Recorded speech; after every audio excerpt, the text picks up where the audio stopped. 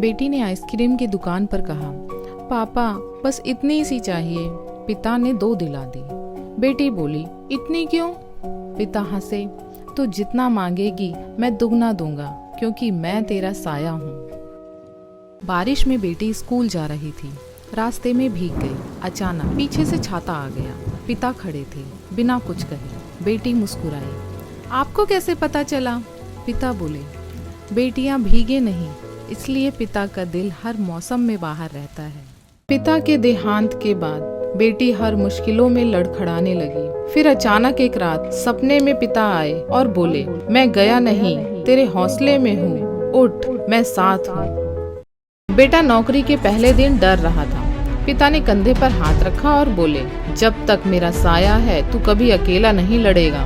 बेटा मुस्कुराया, वो हिम्मत बन गया। बेटा बोला, पापा मैं गिर जाऊंगा। पिता बोले, मैं पीछे हूँ ना, तू बस चला। बेटे ने नजर घुमाई। पापा दूर खड़े थे, पर मुस्कुरा रहे थे। पता चला साया दूर भी हो तो भी साथ रहता है। बेटा पहला चेक लेकर पापा के पास आया। पापा ने आंखें भरी और बोले, अब तेरा साया बनकर नहीं, तेरा सपना बनकर जीऊंगा। बेटा स्कूल से रोते हुए लौटा। पिता ने कुछ नहीं पूछा, सिर्फ सिर पर हाथ फेरा। आंसू थम गए, क्योंकि पिता का साया बोलता नहीं, बस महसूस होता है। एक छोटा बच्चा हर दिन घर में अपने बड़े भाई के साथ खेलते हुए कोई ना कोई नुकसान कर देता। कभी फ्रिज से सब्जी गिरा देता, कभी ग्लास तोड़ता, तो कभी कोई और नुकसान कर देता। पर पिता उसकी इन गलतियों पर कभी नहीं डांटते। एक दिन बड़े भाई ने पिता से पूछा, पापा आप छोटे को उसकी गलतियों पर डांटते क्यों नहीं? वो जब देखो कुछ ना कुछ नुकसान करता रहता है। पिता ने मुस्कुराकर कहा, नुकसान की भरपाई तो की जा सकती है बेटा, पर तुम दोनों की नहीं। रिश्ते चीजों से ज्यादा कीमती होते हैं। बड़े को पिता की कही बात समझ आ गई और दोनों फिर से मस्ती में खेलने लगे।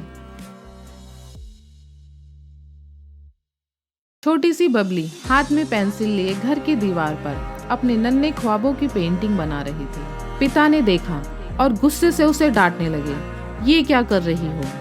बच्ची रोने लगी। यह सब दादी सुन रही थी। वो आई और पिता को समझाने लगी, बेटा ये दीवार तो पोत सकते हो, पर बबली का बचपन नहीं। जब तू छोटा था तू भी ऐसे ही करता था। जहाँ हाथ नहीं पहुँचता वहाँ कुर्सी पर चढ़कर पेंसिल चलाता। फिर बड़ी ही मासूमियत से पूछता, माँ अब और कहाँ लिखूं? अब सब दीवारें तो भर गईं। दादी की बात सुन पिता को अपनी गलती